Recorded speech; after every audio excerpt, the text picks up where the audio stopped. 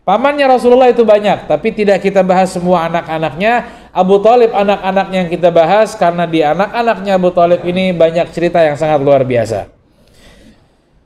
Sallallahu alaihi Muhammad. Waktu kita juga agak ngebut sedikit. Anaknya Abu Thalib ini yang paling tua, dalam riwayat namanya Thalib. Thalib ini anak paling tua. Thalib ini juga termasuk orang yang tidak diketahui Islam atau tidaknya. Dan Thalib ini juga termasuk dikatakan orang yang terpaksa atau dipaksa dengan ancaman untuk keluar berperang bersama Rasulullah ketika perang Badar. Termasuk Thalib. Thalib ini dalam riwayat seperti itu. Dan Thalib pun menyampaikan hal-hal yang membuat orang-orang kafir Quraisy ini menangis. Banyak orang kafir Quraisy yang hatinya keras, kepalanya batu, ingin berperang sama Nabi Muhammad SAW, tapi mereka tahu bahwasanya sayangnya mereka, cintanya mereka dengan Nabi Muhammad itu luar biasa. Mereka nggak bisa bohong. Sayangnya sama Nabi Muhammad mereka nggak bisa tipu. Sampai ketika Thalib mengucapkan syairnya yang membuat mereka nangis, tapi tetap berperang. Dia sedih. Dia nggak mau sebetulnya melawan, tapi itulah apa yang disampaikan Rasulullah.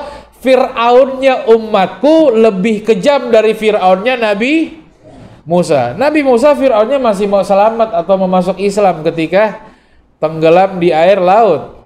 Tapi Fir'aunnya Nabi Muhammad itu tetap mau dibunuh aja, dibilang sama sahabat Abdullah bin Mas'ud ketika sudah kalah perang, mau dipotong lehernya, dibilang anak kecil, jangan potong leher di bagian sini.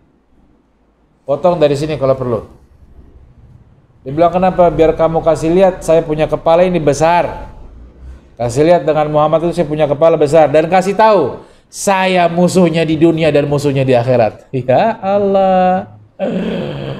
Sudah mati aja masih nantang Fir'aun.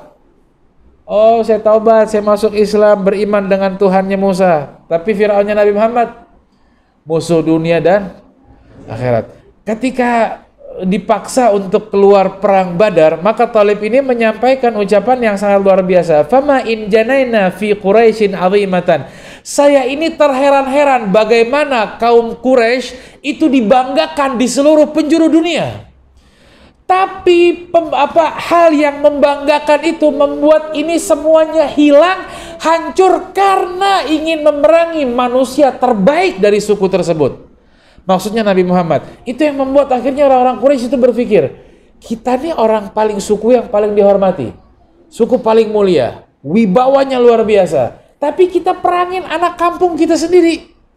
Itu seakan menghancurkan kewibawaan yang sangat luar biasa. Nama yang sudah besar tiba-tiba hancur karena bunuh anak daerahnya sendiri.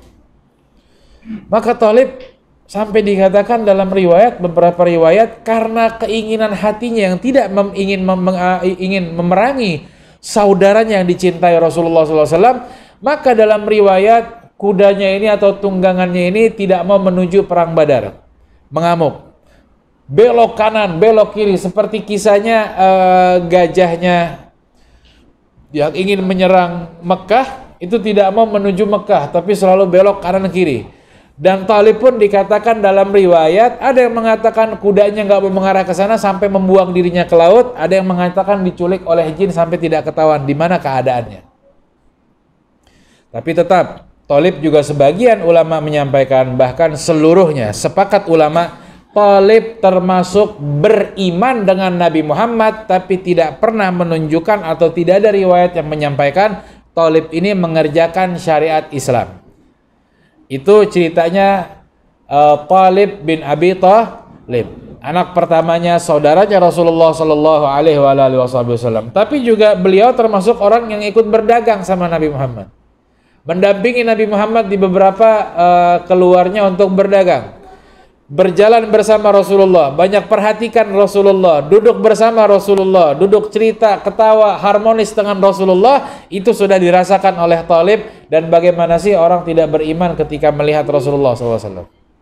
Maka itu ceritanya Thalib. Dan Thalib di dalam riwayat tidak memiliki keturunan, tetapi saudaranya yang lain semuanya memiliki keturunan.